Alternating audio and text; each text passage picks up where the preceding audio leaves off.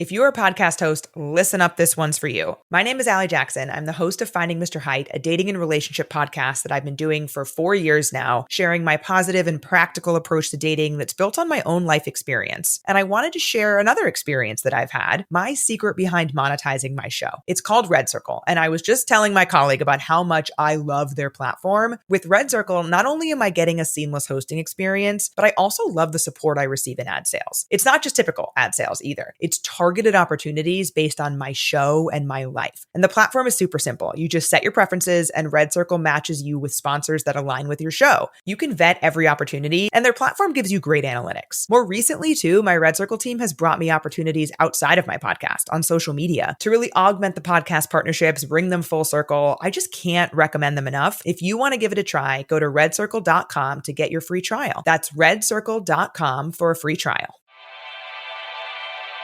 Welcome to Chris Clegg's Minor League Baseball Show. Insight on the future starts of Major League Baseball today. From in-depth scouting reports, player interviews, and can't-miss performances. If it's happening in the minors, we have you covered. Here's your host, Chris Clegg. What is up, folks? So good to be back with you today on this fine Tuesday, August the 12th. Here to talk minor league baseball. I do apologize for the lack of episodes last week. Just lots of crazy life things happening. And yeah, the grind of the season coming down to the final stretch. Man, it's just been a lot going on in my life. And so had 10th anniversary last week. So the wife and I got out of town, left the kids for a couple days. So all those things just culminated to like one episode last week, which I don't love, but we're back. We're back for the rest of the week with you. And we have a new week of baseball. New minor league baseball week starts this week. So that's a good thing to look forward to. Keeping our fingers crossed. We'll get some draftees that come up and get to these full season affiliates because I want some new faces, man. I got a couple of them this past week with Rome and Greenville. So that was at least semi-refreshing to get a couple of those guys. Henry Godbout for the Red Sox, and then having Alex Lodise for the Braves. So at least we got a little bit last week. I'll talk about those guys. Today I'm going to break down those live looks from last week and also the best weekend performers. First, the drill. We're brought to you by Connect Roasters. Connect Roasters is Ian Happ's coffee company. Just got a fresh order in yesterday. Some of the Gold Glove blends, some of their cold brew that's canned. It's delicious, really good stuff. The canned cold brew is about the smoothest coffee I've ever had personally. So I can attest to it, not just, pumping them because I think it's really, really good. I drink it every single day. So Connect Roasters, Ian App's coffee company, you can go get the Gold Glove blend. You can get a bag, buy one, and then get one 50% off. It's a really good deal. So use code DYNASTY at checkout or the link in the bio or the description, and you can get that deal. We're also proud to partner with Chinook Seedery. Chinook is the best sunflower seeds in the game. My 4-year-old's gotten addicted to these seeds, man. He loves the pickle ones. Pickles are his favorite. He's eating all my dill pickle ones right now, which I like the dill pickles as well. But lots of good flavors, sweet, salty, you name it. They've got them all. Go to Connect Roaster or Chinook Seedery, not Connect, ChinookSeedery.com. Use Dynasty Dugout as your code, 10% off your order, or click that link right here. It'll do it for you. All right. Everything to talk about from this weekend and my live looks with Rome and Greenville. Owen Murphy, got to start with him. Owen Murphy was somebody that obviously I've been looking forward to seeing. I saw Murphy each of the last 3 seasons, and unfortunately saw him start in Asheville where that was the last start, had Tommy John after. So then he pitched in the 8th inning. It was kind of a surprise thing. Like, why did they throw him that deep? I don't know, but I saw him back in 2023 when he was with Augusta. And again, this year back with Rome, his second start back, really only his first full start or second full start. He was in the complex, goes back to high A at the beginning of August. And then last week in Greenville, he pitched exceptionally well. Let's check out some of the film from that and talk through what went on. Well, Murphy, 5 innings, 0 hits, 0 earned, 1 walk, 5 strikeouts. It was really good stuff across the board. Now, early in the start, it was pretty much just fastball slider. And I kind of was waiting for a little bit more. Curveball came out in the 3rd and was deadly. There's a couple curveballs you'll see here. He toned it back to like 71 to 74 on the curveball, and it's got some ugly swings. That slider worked in the lower 80s range, like 83 to 85. The fastball, mostly 90s. He was right around 90. And there was a swing there from Godbout, just crushed him. He was 90. He hit a couple 92s. But at the end of the day, like, I had a couple people ask, like, has Murphy's velocity always been this low? And the answer is yes, to an extent. When I saw Murphy in 2023, when he was fresh out of high school, he was in the upper 80s. Last year, he did tick up pretty substantially. He was up to the low 90s. He was 92, 93 pretty consistently last year. He'd clip a 4. But coming back from TJ, like, I think this start especially, like, they were going to try to stretch him and get a few more innings out of him. So I think that he wasn't throwing 100%, which was good. Like, I thought that it was, when you're missing bats, it works. The IVB is exceptional. It's like 20 to 22 inches of IVB from a 5.6 release height. So it's elite IVB on that fastball, really flat VAA, a lot of good traits. The curveball is disgusting, just some really awesome traits to it. I thought the slider was sharp as well, and he featured a couple changeups in the mid-80s. Obviously, you want a little more separation from the changeup to the fastball velocity. But at the end of the day, I thought Owen Murphy was really, really good and showed a lot of things that I want to see, especially coming back from Tommy John. I mean, you never know how the command's going to be. And there were pitches where the command just didn't seem to be there. But that's going to come in time. We have to remember, like, he had the surgery not that long ago. I think he had it late May, if I'm not mistaken, of 2024, if not early June. So really, we're not all that far removed. Remember, like, other guys like Andrew Painter were out longer. The Braves really aggressive, honestly, to push him back to high A, but I respect it. This is what they do. They're aggressive with their guys. Murphy's 21 years old. The fastball is going to tick back up. I'm just pretty confident in that, but the traits are so good on it that if he does live at 92, 93, it's going to play. It's going to be a really, really good offering. Slider, curveball, both good. That changeup development will be interesting to watch, but I thought the command was pretty good, all things considered. And he'll come back around. So, like, I think that, those missed pitches, some of them were missed pretty bad. And also you have to note, if you look at the strike rate, I had the TrackMan, and there was 4 pitches in the first inning that were in the zone called balls. I mean, it was what it was. There was a couple more in the second. The ump finally got it together. Murphy was just like, screw it. And he was just grooving it in the zone, and he was going to do what he had to do. So that's why he pulled out that curveball, got some whiffs. It was a good start overall for Owen Murphy. Alex Lodise had a couple interesting looks at Lodise. He didn't do a ton when I saw him, but he is off to a decent start to his pro career to this point. His 26 plate appearances so far in 6 games, but I don't put a lot of stock into the stats here. But here's a Lodise video from Greenville. It was not at this game, but smoked a double down the line here. And he's got just really good instincts all around. Like, Lodise is a good shortstop. I think that's one of the more underrated things about Alex Lodise is that his glove is really, really good at shortstop. He's got juice. He's got contact skills. Now, this is a kid that swings it a lot. Like, you look at the data on him, and he's very, very aggressive. So it's something to question. But at the end of the day, like, I think that Lodise is the type where he's so aggressive in the zone that it helps counteract some of that at least a little bit. Like, I'm going to pull up the data on it. I mean, and this is in college. We don't have a bbig enough sample to really see now. I mean, he ran a 33% chase rate. That's pretty bad by college standards. I mean, it was, I think, like 25% was about college average. So anything better than that or lower than that would be good. Above it's bad. So 33% is high. But here's the crazy thing. Zone swing of 82%. That was one of the best marks in college baseball. The 86% heart swing rate, really, really good. And I think the contact skills are passable enough where Lodise is going to get to that power. He blasted 17 homers at Florida State. He had a 93.5 mile an hour average EV, which is well above average, and a 107.5 90th percentile. Again, very solid mark, and a max of 113, 52% hard hit rate. So he checks a lot of boxes. He hits the ball at ideal angles. Like, Lodice's hard hit launch angle, which is something I like to look at, was at 16.5 degrees. So most of his best struck balls were at good angles as well. launch angle to the pull side, 10 degrees, really, really good. He handles all pitch types pretty well. And so you like to see those things. Ultimately, like, I think Lodise is going to be pushed really aggressively. I wouldn't be shocked if he's in Double A Columbus, like, by the end of the season. And maybe that's crazy, but this is the Braves, and I think the Braves are looking for answers at shortstop. They have this guy they just drafted, Alex Lodise, who kind of fell into their lap. And, I mean, shockingly, at pick 60, second round, they got a gift. And, I mean, to give him that $1.3 million bonus was nuts. This is a guy that, I mean, he was one of the best hitters in college baseball this year.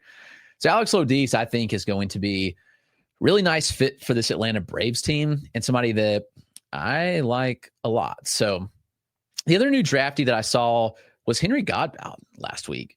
Boston Red Sox second rounder. They had a really good draft. Here's an open face of a double that Godbout had. He's got pretty easy swing. Like, he doesn't get too long. I never saw him really overextend. And he smoked this one like 103 off the bat, and it feels pretty easy. There's not too much movement in the swing, which, I like to see. I kind of appreciate swing this. I'm kind of anti-leg kick. He doesn't have a big leg kick, but, Godbout is somebody that played shortstop. I kind of thought he would be a second baseman, but here he is, and he's played a pretty good shortstop this week. Now, also, they have a guy named Franklin Arias in this team, so he's going to play some second base as well. But Godbout is an interesting player because this is somebody that they want to throw in their bat speed training program, and they think that he will just excel. So it's an interesting profile from Virginia University. There's some good traits in the profile. So this is exactly kind of the Christian Campbell mold that they drafted, where you have somebody that has shown some exit velocities, has shown really good feel for contact, and you just want to put him in that bat speed program and see where it goes. So the exit velocities weren't off the charts in college for Godbout. He had an 89.8 mile an hour average exit velocity, which is above average. The 103.6 with metals, it's fine, but like, that's MLB average with wood, just for reference. And so Godbout did only max out at 108, which is a little lower than you like to see, but can that tick up? Absolutely. Like it did. This is a similar mark to Christian Campbell, like, who really, really took off. But you look at the rest of the profile. So chase rate's respectable at 22%. The heart swing rate's at 71%. But the contact rates were so good. 92% zone, 88.1% overall contact. Again, really good marks there. The interesting thing to follow will be, like, Godbout, really did damage against non-fastballs. And on fastballs, like, when we look at those numbers, like, how's he going to fare against them? Well, it's still really good contact, but didn't necessarily do, like, as much damage as you would like to see, but still respectable. He made a lot of contact, had a good batting average. He lifted the ball actually against those. So that's really, really good to see. I'll be watching this profile closely, especially this offseason, because the Red Sox have a really good development program, and I'm curious to see what they do with Henry Godbout. So second rounder from Virginia, Henry Godbout of the Boston Red Sox. I spelled Godbout, by the way. Pretty strong frame. I thought he had good actions at shortstop. Maybe he moves to second, but there's some traits there that I really like personally. So yeah, I'm excited about this profile. So those were my live looks, and I realized that I talked a long time about them. Let's take a quick break, and then we'll get back and we'll talk some of the best standouts over the weekend.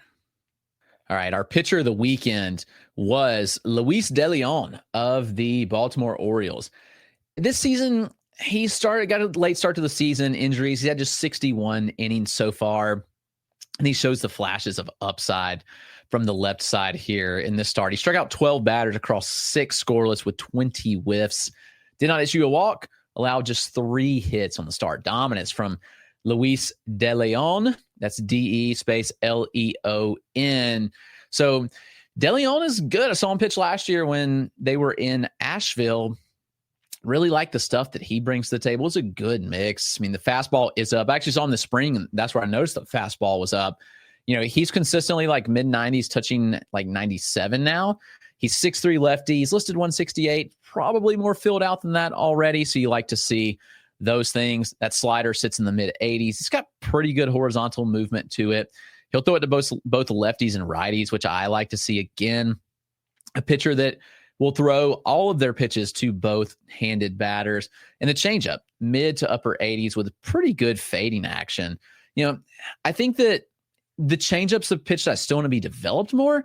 It's one that he's struggled with at times where he just kind of left it hang. I saw a little bit of that in my looks, but ultimately, just an utterly dominant day. That lineup with Wilmington's pretty decent too. So to see his dominance there was really, really good. I like DeLeon. For me, he's someone that probably is a pickup in a little bit of a deeper league, 400 prospects maybe. The command and control has been an issue at times, but it's gotten better the further he's gotten away from the injury. The walks still need to come down a little bit, but over the last 7 starts, 7.9% walk rate with a 30% K rate. That will absolutely play. Let's get DeLeon to Double-A before the season ends and see what he's got in Chesapeake, or formerly Bowie.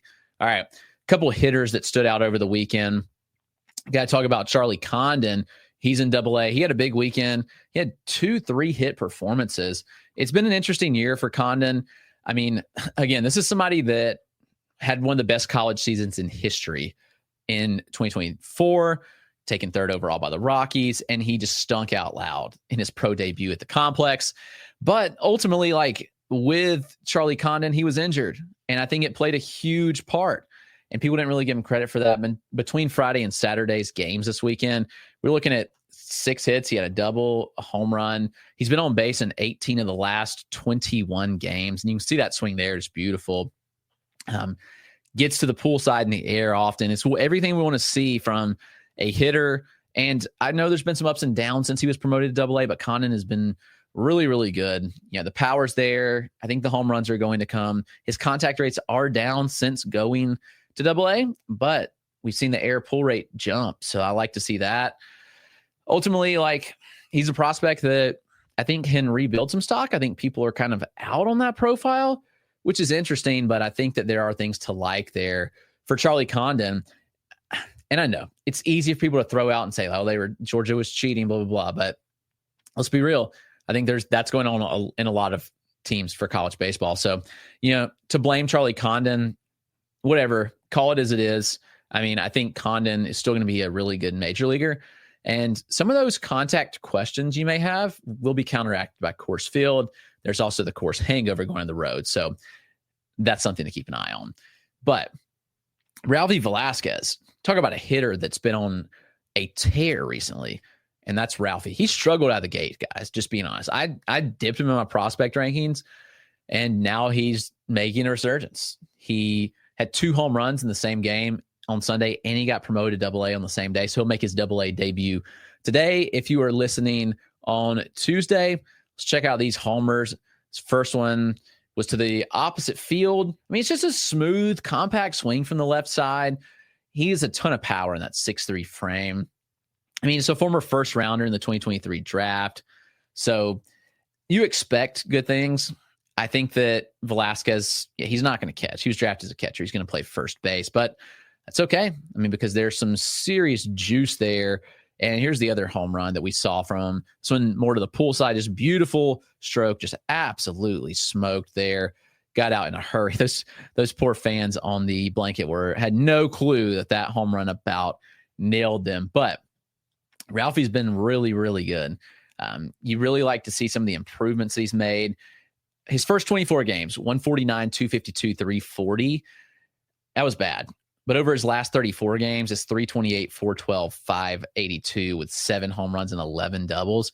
So those things are encouraging. He's really picked it up. I like Ralphie a lot. I think Ralphie's going to be one of those guys that just really continues to hit.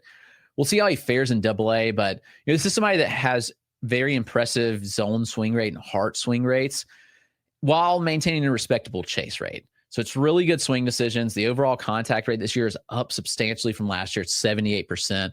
And it's been near 81% over the last 2 months. So big jumps there. The power's there. The EVs check. It's everything that you want to see from a Ralphy Velasquez. He was probably the best hitter over the weekend. I want to talk about one more player, and that's somebody that I also saw 2 weeks ago, actually. And that's Jose Anderson of the Milwaukee Brewers. If you remember, Jose Anderson was one of those guys in the DSL that was just spectacular. Like, he was statistically like up there with Luis Pena and Jesus Mate. So he had a big weekend and a much needed weekend, in my opinion, where he's really finding some more contact, which has been good. He's got some pop as well. He had 4 hits over the weekend, including 2 home runs, even stole a base. That's a strong frame for an 18-year-old, and he can get to some power. Now, I also saw a lot of chase in that profile. He's prone to chasing breaking balls out of the zone, but Jose Anderson has the traits. He's got speed. He's got some pop. He's a fun player with a good frame. So watch out for him. There's a lot of others. You can check them out. I'll link the full article in my show description, but go check that out if you want to. All the best players. I wrote up some college data darlings today from the MLB draft. So if you're looking for some guys to draft in your FYPD, go check that out as well. I'll link that in the show sheet, but it's going to do it. Thanks for tuning in on this fine Tuesday, and we will see you all next week.